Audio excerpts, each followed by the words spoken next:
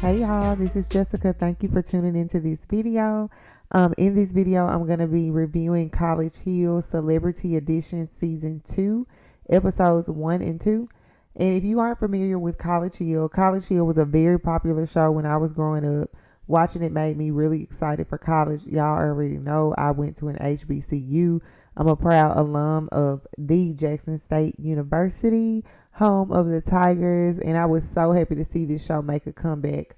Although I would prefer to see real college students on it, I'm guessing that it may be harder to recruit actual students because there's so much more to lose these days, especially when you're in college and preparing to enter the quote unquote real world and find a job. And these type of things could come back and haunt you. So I'm sure that could be a factor in why they moved away from actual college students. But this season's cast was so well selected. They more than make up for the fact that they aren't real students. I was actually still very interesting throughout the episode. Now, I did not watch last season with Nene Leakes, and I think, was it Stacey Dash? Was that the one she was on? But I came across a free episode of the show on YouTube. I didn't even know about it. I didn't know that there was a season 2 and who was on it.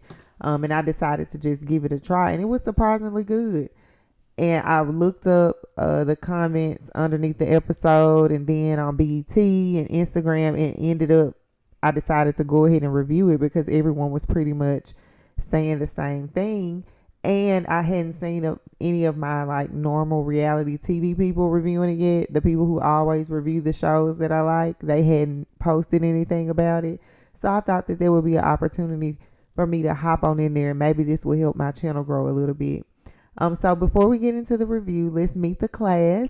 So we have Iman Shumpert, who's a former NBA player. He's married to Teyana Taylor. They have 2 daughters. He's also an actor. We have Jocelyn Hernandez, the Puerto Rican princess. Y'all know she's a reality TV personality. We have Amber Rose, and I'm guessing she's an influencer. I don't really know where to put her because was she on reality TV? I don't know, but y'all know who she is. Probably most famous for dating Kanye West and having a baby by Wiz Khalifa. So a rapper girlfriend. Then we have Orion. He is a music artist. Even though I've never really listened to him, not really, I've never listened to him or heard of him outside of just being Omarion's brother and Janae Aiko's baby daddy. He's very, very handsome. Seems like a nice person. I'm interested in learning more about him. We have Ray J, who's a jack of all trades, definitely a reality TV star. And Tiffany New York Pollard, the queen of reality TV herself. She made reality TV a thing back in the day on Flavor of Love. Y'all all know who she is. Then we have Quay Rogers. I'm only familiar of him being dressed up like a girl with a stank face and owning the Crab Queens restaurant, which I'm really beefing with now because they had the best crab leg plates, with the egg and sausage, garlic. Oh my God. I've never had seafood better than what I had at Crab Queens. And I'm beefing with him because he just is the restaurant that was here in Jackson just was never it just wasn't managed well. It was a mess. But it was really, really good, and I hate that I won't be having it anytime soon. Then lastly, we have Parker McKenna, who played Katie on My Wife and Kids. I'm not sure if she's still acting or not, but she's a mom. She has her own daughter. And in this review, I'm going to try to focus more on episode 2 since that's the most recent one. And I'll just talk about my favorite moments and some interesting scenes from episode 1. So the first big moment of episode 1 was when New York and Quay switched the room placements. I like that they didn't know who the cast members were. So it was really fun to see them discover each person and find out where they were sleeping. So New York and Quay switched the AR tag, which ended up being Amber Rose. So there was a thing, she didn't want to be in a room with Ray J and all that stuff. So that was the first big moment. They're actually attending school in Alabama at Alabama State University. I've never been to Alabama State. I've heard of it. I didn't even know it was in Montgomery. But I'm interested in seeing it. It was very like nostalgic for me. Cause some of my best moments, or best memories are from college. The show is very well produced. It made me feel good while watching it. Like I was locked into their stories and everything that they were experiencing. And as they were arriving at the house, we got to hear part of their motivation for being on the show. So, like, Parker didn't do well in high school. So, she didn't go to college. She wanted to kind of do this for herself and for her daughter. Orion is there for himself, that he missed being able to have like a normal childhood and go to high school, go to college. So, he's really, really in it for that reason. Amon has been to college before. I forgot why he said he wanted to go. I think it had something to do with furthering career. He mentioned sewing. New York, I feel like she didn't do well in school and like she dropped out or something, but they all had really good backstories. That like now I'm invested in it, so I want to keep watching to see how well they do. I didn't know that Ray J was on the past season at first, and then it kind of hit me that he was, but apparently he didn't receive his certificate at the end because of his performance. So he wants to try it again, and he seems sort of serious about it. Like I don't know if I'm totally buying it yet. I really liked watching them arrive on the campus. Like I said, it was very heartwarming. It took me back to my HBCU days with them getting their IDs and then going to shop in the bookstore. Those were some, very, very happy memories for me. And I think that has added to my excitement about the show, being able to kind of see myself in their position and how I felt. Although it's a lot different from what they're going through, was similar. And so another big moment came up when Amber revealed that she's an atheist. And I didn't know that information, but I saw in the comments under some of the other episode, or under the episode, that apparently this was something that was well known on social media. I don't follow her, so like I said, I wouldn't have known. I didn't know. And Quay is surprised by this because he has been friends with her for a long time. And I'm wondering how he didn't know this, because he talks about how he's not judgmental and he likes to get to know people and know why they believe what they believe. So it's kind of strange that he considers her to be a close friend, but he didn't know that. And at the same time, Amber also seems very chatty and open about her life. So I would think that a close friend would definitely be familiar with her spiritual beliefs. So then there's tension between Tiffany, aka New York, and Jocelyn over the loss of Tiffany's dog. And there's a lot of mixed feelings about this across the internet. Like some people feel like Jocelyn was wrong. Some people feel like Tiffany was wrong. I personally felt like New York was being extra. Like she was being her normal extra self. And I could understand where Jocelyn was coming from. She was really, really concerned at first, thinking that she was talking about an actual child. And I remember early in the episode, New York had mentioned that she lost her dog, and Jocelyn was kind of like, I can't relate. I ain't never had a pet. And so Jocelyn didn't make the connection that she was referring to the dog when they were actually talking about it outside. She thought she was talking about an actual child, and she was sympathetic. Like she hugged her, she said she was sorry and all of that. Now I don't think that when Jocelyn found out that she was talking about a dog, that she should have confronted her about it, because it's New York. Like this is just how she is. But I do understand where they both were coming from. And some people, I'll say this. I don't like when people who don't have kids especially say that a pet is like a kid, because you could never know, because you don't have a kid, so you can't compare it to a kid because you don't have one. But not only that, there's absolutely no comparison between a pet animal and a child. There are some points when you can't leave a child alone. You can always leave a dog alone. So it's not the same in any way. And I know Jocelyn is toxic, but for those of you who are coming down so hard on her, New York is extra. Like, she was really like, she left me. Like she was acting, and she was comparing a dog to a daughter, to two people who both have daughters, saying that she lost it. So a lot of folks online, well, not a lot, but I did see a couple people say that triggered them because they had lost children, and you cannot compare them at all. So Jocelyn was justified in how she felt. But when New York told Jocelyn, please leave, when Jocelyn asked her what she could do to help, I hollered. And Jocelyn was like, you need to talk to a psychiatrist. So it's going to be amazing to see these two, because, they're both stars. They're both great at this. Y'all know Tiffany is crazy. Jocelyn is crazy. They're both dramatic. They both have their very distinct personalities. And I think everybody should just let them be who they are. Although Tiffany's is a lot easier to deal with, Jocelyn is just a lot. But they are who they are. So after Jocelyn and Tiffany get into it, Jocelyn holds up in the bedroom and locks it. And as a result, her roommate, who is Parker, couldn't get inside.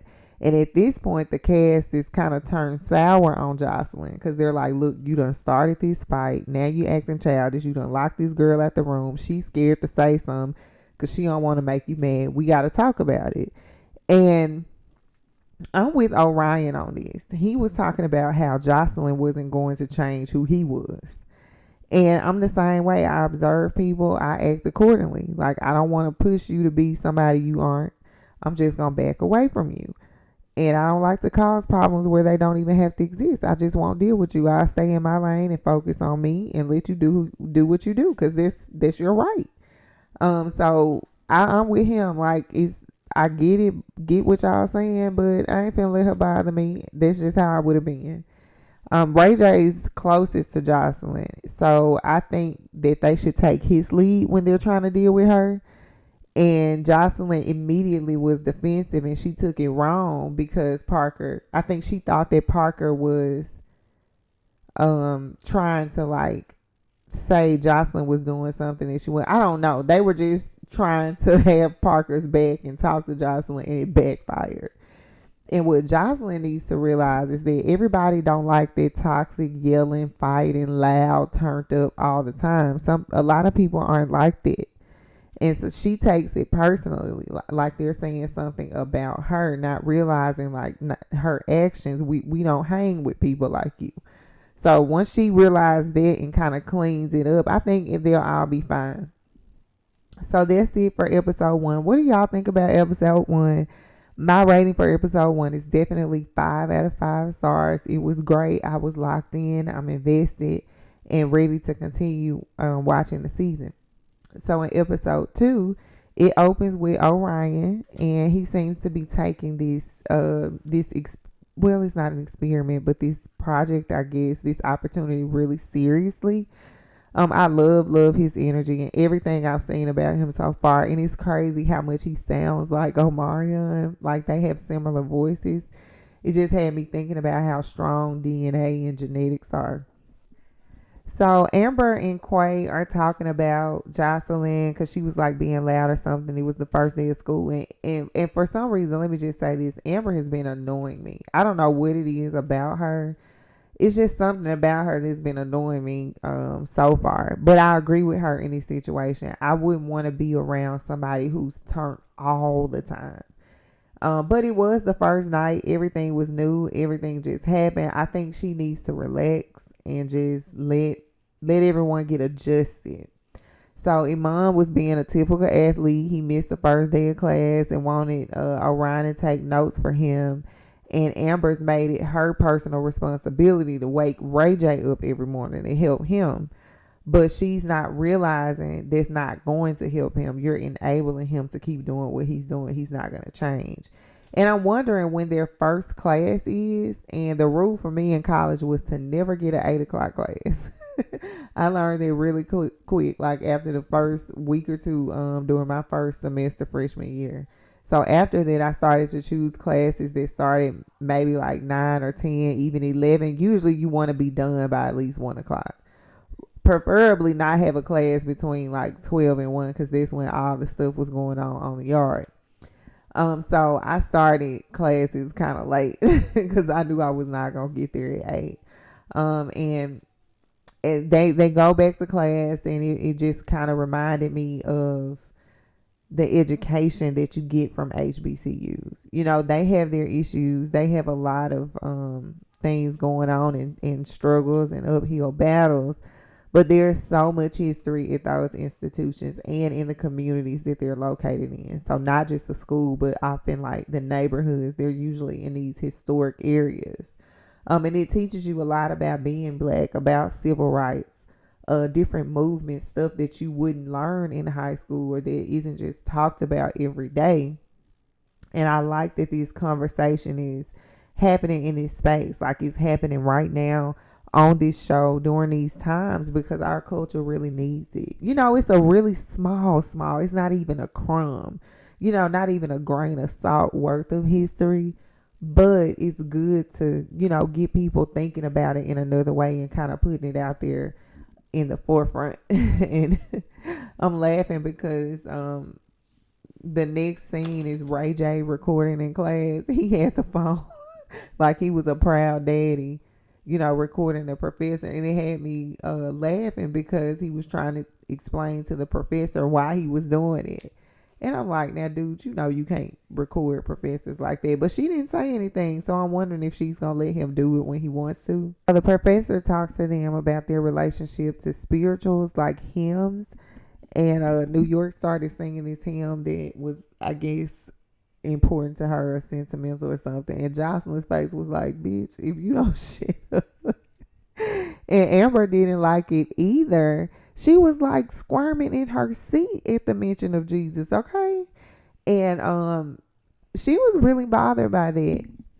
And so Amber ends up asking the professor a question about spirituality that happens to be one of the most common criticisms within the Black community. And that's that slave owners forced the slaves to read the Bible and convert to Christianity. Now, that is a fact. Most of your history books, I actually did a video on a book called Stamped from the Beginning, and it talked about the conversion to Christianity. So people have tried to debunk the whole white man's religion concept by illustrating that Christianity is not a white man's religion. It does have African origins, which is correct. And that's cool. But it's also a totally different conversation, because that's the assumption that those slaves, those now enslaved Africans, were Christians already.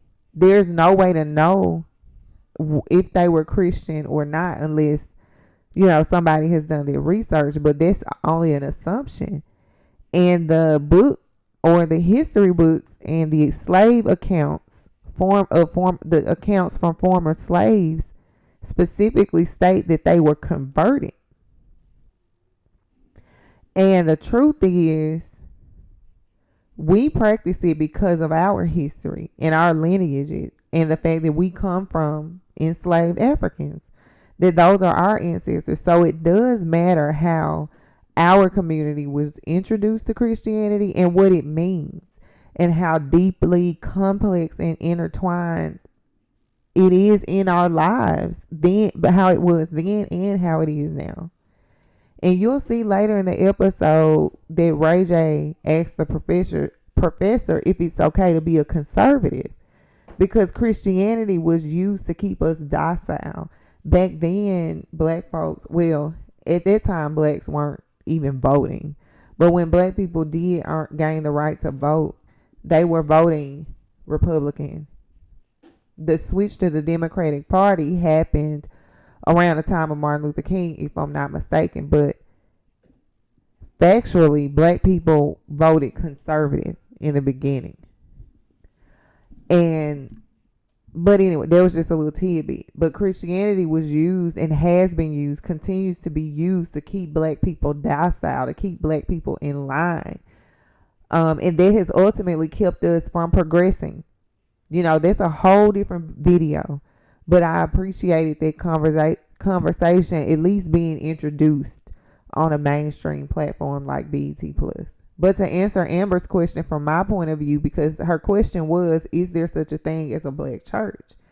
And there is a black church, but the black church is, to me, doesn't have much to do with spirituality at all. To me, the black church is very much political, and it has been designed to keep us in a certain place. So Quay is being very judgmental about Amber's take on these things, and he's really reflecting why people have an issue with the church right now in the first place. You know, their lack of support, or feeling like you can't even question anything. You can't question scriptures. You can't ask questions. There's no history that you need to be looking into. You don't need to be researching that. It's a sin. And then, but you know, really wanting to know and being curious at the same time. And then there's this lack of tolerance for people who have different beliefs, which ultimately prove the point that something's wrong with what y'all following. It's giving dictatorship. It's giving colonialism. It's giving the opposite of what Jesus was about. And then I'm wondering, isn't quite gay or dealing with his sexuality? I mean, I don't know a straight man that would put on a wig and full face of makeup and dress as one. Like, so is he gay? And then how does that? We know Christianity doesn't promote that. So maybe he should deal with his life and not be so judgmental toward Amber and being so bothered by it. It's strange that he's bothered by it. And this is coming from somebody who's a believer. I'm actually a believer. I don't call myself a Christian because what the Christian is in modern day is not what I believe a true reflection of a Christian is, or what should be a Christian lifestyle. Like that Christianity became a thing after the death of Jesus, and it's a whole lot to unpack there, so I ain't gonna go there. But Quay just kind of represents one of the worst parts of the church, and I'm sorry, and it's not about him personally. It's about more for what he stands for, what he's showing, what he's representing. Nobody's going to want to come to God if that's how you treat them the moment you hear that they believe something else. And you're actually the person that would need to examine your relationship with God at that point. And you're talking about you love. God is love. And that energy wasn't a loving energy. You're not supposed to be, you shouldn't be bothered by somebody who has a different belief than you like that. And then to say, like, my sister had to pray for me 3 times, it kind of makes it seem like you're the one that this is about. Like, you're just holier than thou. Like, Amber's just disturbing your spirit so bad. And if so, that's a you thing, not a her thing. You know, he's not even considering what about Amber's journey led her there. Now, he does ask her later, but I just don't understand the immediate defensiveness that he kind of showed.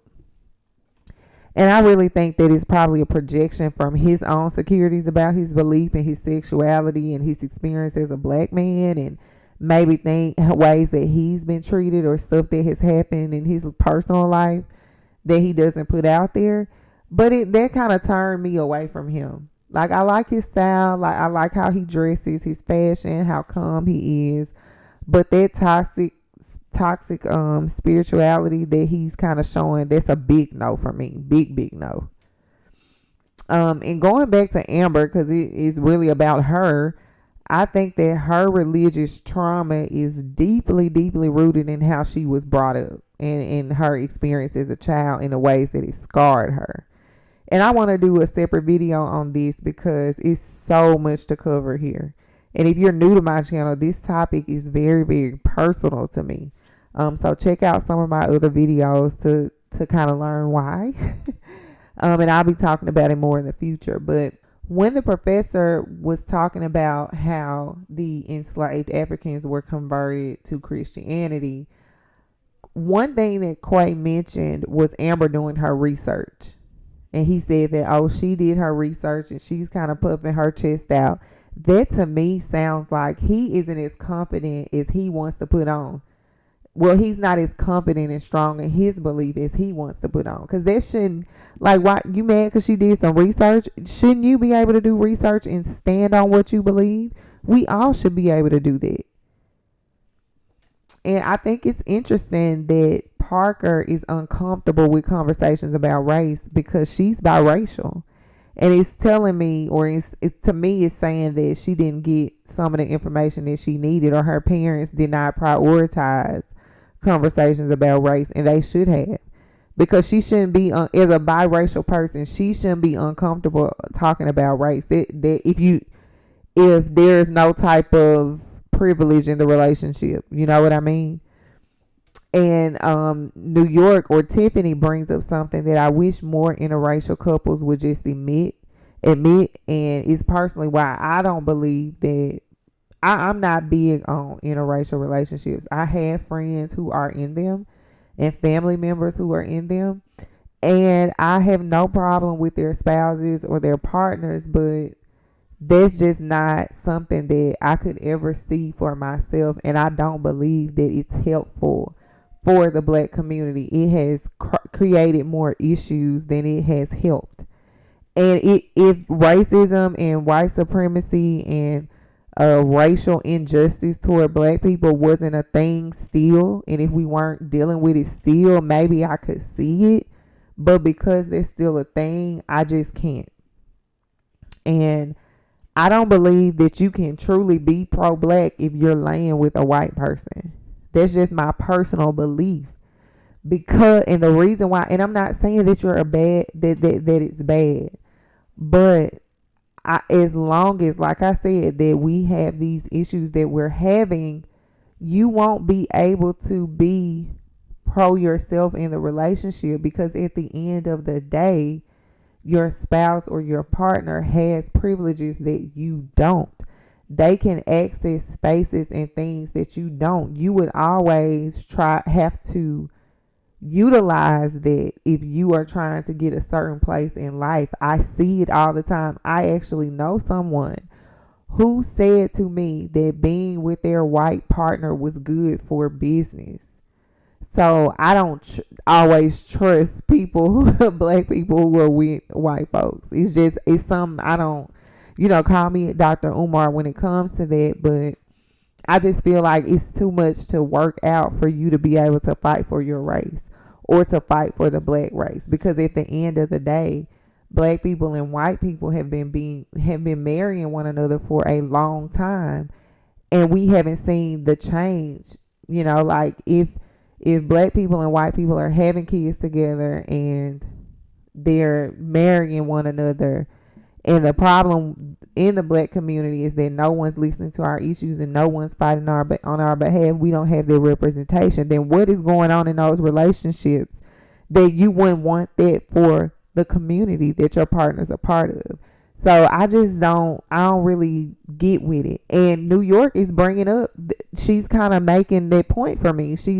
That's a little evidence. That's her experience, that she don't want to deal with him. But she was so extra. And she was like, he makes me sick looking at him. And she was saying that it divides her house because she feels like she's betraying. And to me, I'm like, what are his beliefs? What is his views if you feel like you're betraying your race by being with him, if he's your soulmate? That was interesting, and I like that she brought that up, and I hope that she continues to go into more detail about it. So Jocelyn tells the professor, when the professor asked them about a group project, said that she was an outcast.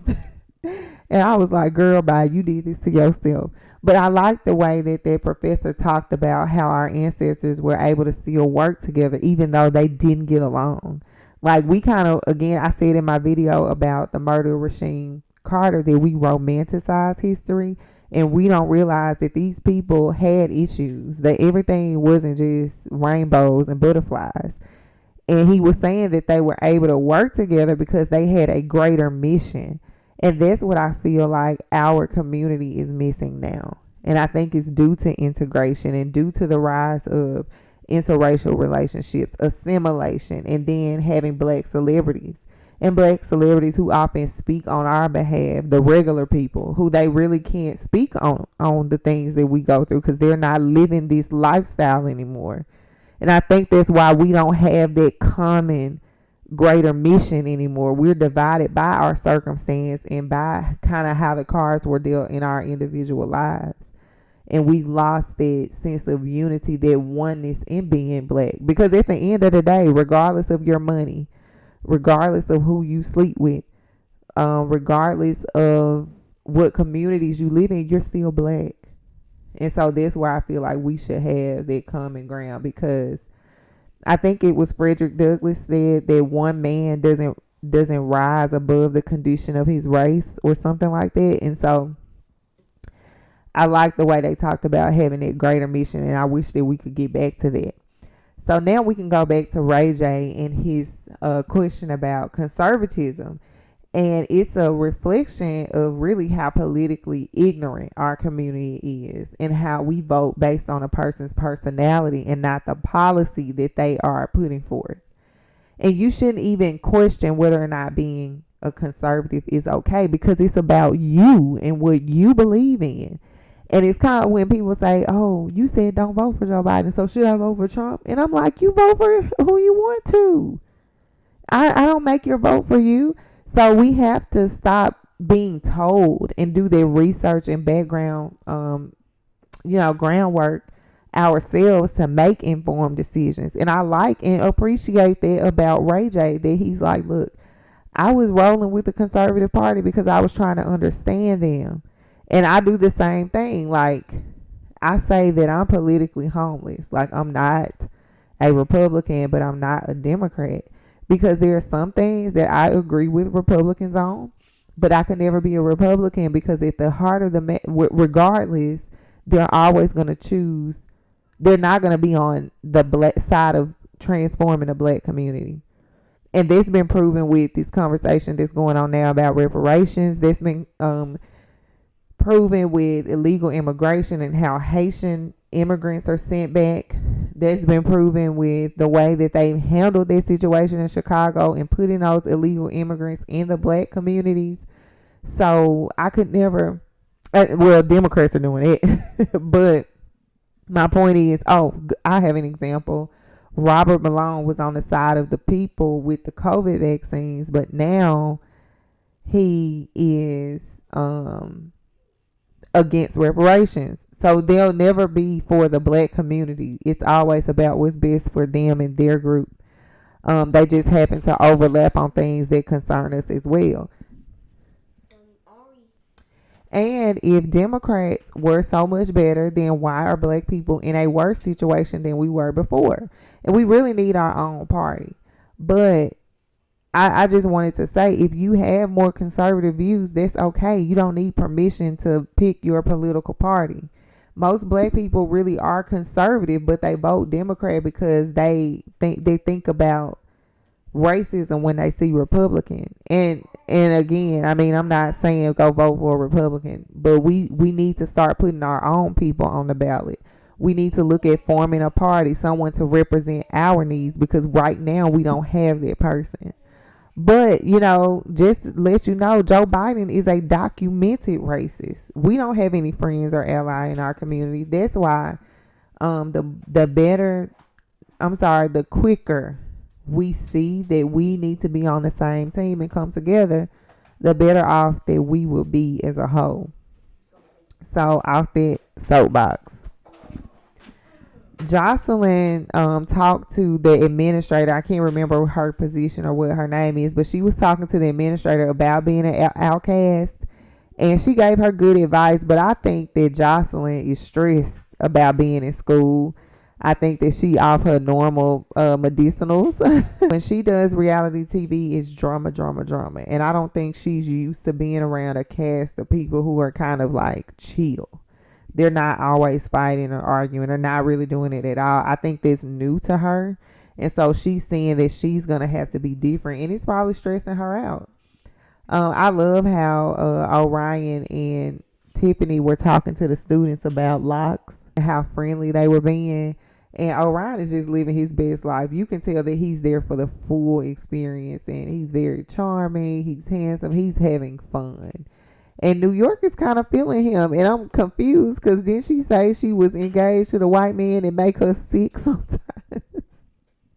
And we see in the previews that, so I don't know, something's up with them. When they get back to the house, they're back to the conversation about church and spirituality again. And I love Tiffany's response to Amber, like how she told her, no matter what you believe, I still love and respect you. And that's how I feel about it. Like, even though Amber's not my favorite cast member on here, I feel I understand her. I understand where she's coming from. I have a lot of church hurt. My church hurt actually sent me into a deep depression, and I couldn't get up some days. I couldn't get out of the bed. It was a very dark place for me. And for the most part, the people from the church that I went to were not around. And it was tough. It taught me a lot. It changed me. And now I have an even stronger belief in God, but I don't agree with a lot that's going on in a lot of the doctrine and theology, or whatever the word is of the modern church now. So I probably would never go back to a church. I'd have to get with my friends and we do our own Bible studies or something, unless I just found the right place, a place that I felt like I belonged. I finally did visit a church for the first time in 2 years. Sorry, Ari's in the room. But I visited a church for the first time in about 2 years, at least a year and a half. And I really, really like the church, but I do have some concerns. So I haven't gone back. But I can't do the organized religion anymore, especially Christianity, because it's a hot mess. And Amber brought up that a lot of Christians don't really live biblical lives, and that's what turns her off. And I think that that's a valid criticism. People will say, you can't look at the people. But if the people are the representatives, then what am I supposed to do? Who am I supposed to look at? I'm supposed to be looking to y'all. But I can't trust y'all. I'm not believing y'all because what you're saying is not lining up with what you preach and with what the word says. So I guess if you're going through that, if you're dealing with that, I would say read the word for yourself. That's what I had to do. It started with me on this journey to find out about race. That's initially how I got back into it, because I was studying the word, and then I kind of started going by what the church was doing. I had my independent thing going on, and I kind of stopped it when I started going to church. But that feeling, that internal battle kept pulling at me. So my journey started with race and why my people are suffering, but we're the most religious. And then it led me to so many more places. So I would say, if you're dealing with it, to start studying the Bible for yourself and treating it like a piece of literature, because it is. Research other sources, look into some of those characters, do some cross-referencing, talk to people, listen to different perspectives and voices that you may not have listened to before. And I think you should do that with the news too, getting your political information, your current events and things like that. So that's how you start if you have those questions, and really get into it so you can be sure about what you believe in and not have any doubts. Quay was feeling offended by the whole conversation, and that immediately tells me that he's really uncomfortable, because Jesus tells us that we shouldn't be offended. We shouldn't think so highly of ourselves that we aren't able to have these conversations with people who don't believe in the same thing that we do, because it's actually an opportunity to share more information with them. And I think Quay is a hypocrite. Parker again suggested not talking about it because it's so uncomfortable, and I think that that's the problem, and that's why we can't make any type of movement, or not movement, but we can't come to an agreement in our community about religion and how we will either how we'll use that or utilize that part of who we are in our quest to be better people or have better lives. And you can kind of, to me, it make it seem like she has some identity issues because she just don't want to talk about those things. So I'm wondering how her experience at this HBCU is gonna be. But yeah, that's it's interesting that like avoidant thing kind of comes up. And so Orion like shows his daughter around. He has a really close relationship with his daughter. And you can tell he's like a dad for real. Like not just on Instagram, not just for this show, but he's truly a dad. Like his daughter is his world. But I'm glad he's doing this show for himself because he probably could use this space to just focus on him and not have to worry and know that she's in good hands. Okay, so the cast goes to dinner. Jocelyn was late again. She's doing the most. Ray J is acting like her handler once again because, again, he knows her the best and he knows how to talk to her and get her to do what needs to be done. So is there like riding on the bus and once they get to the restaurant and they're talking about everything, Amber seems really bothered by Jocelyn. Like I don't know. It's just something about her that's just weird. It's just off-putting. It's kind of seeming like she doesn't want the cast to be cool with Jocelyn. Like, I don't care about her. I don't want to talk about it, blah, blah, blah. And it's given that she needs to heal. Like, she acts like she the only person that's hurt in life, done deal with trauma. That's like become her identity. And Quay couldn't wait to say, well, I'm a Christian. He couldn't wait to say that when he was talking about why he wanted to like talk about it and deal with the situation. So later on in that scene, Amber and Jocelyn end up being in the bathroom together and they talk it out. But again, it's weird. Like Amber needs some type of therapy because she's actually, to me, now I know Jocelyn is being extra, but I think she's being extra in the same way that New York is being extra. Like, we know these women, we've seen them on reality TV, on social media. We know how their personalities are, and you just like, you can't force somebody to change. You change, but you ain't got to talk down on them or keep bringing them up to other people. So I felt like Amber was actually the one bringing off that negative energy, and Jocelyn's just kind of matching it.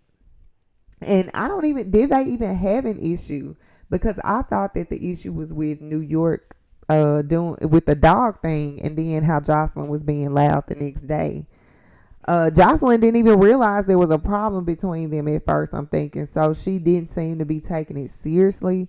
Or am I reading this wrong? Let me know. Because that whole scene, this whole Jocelyn and Amber thing was very confusing. The episode ends pretty much with Ray J. He left to go to the airport. So this is the first week of class. I think he made 2 classes. And then his orientation. But he's already sleeping. And just like reading his energy, he seems distracted. He seems very distracted. And I wonder if he's like that in his marriage and his relationships. Because he's just very all over the place. But the next episode looks like it's going to be good. And it's also going to be educating the audience as well as the cast in a much needed way. Ray J falls asleep in class. He gets called out on it. And then they throw a party for Amber's birthday.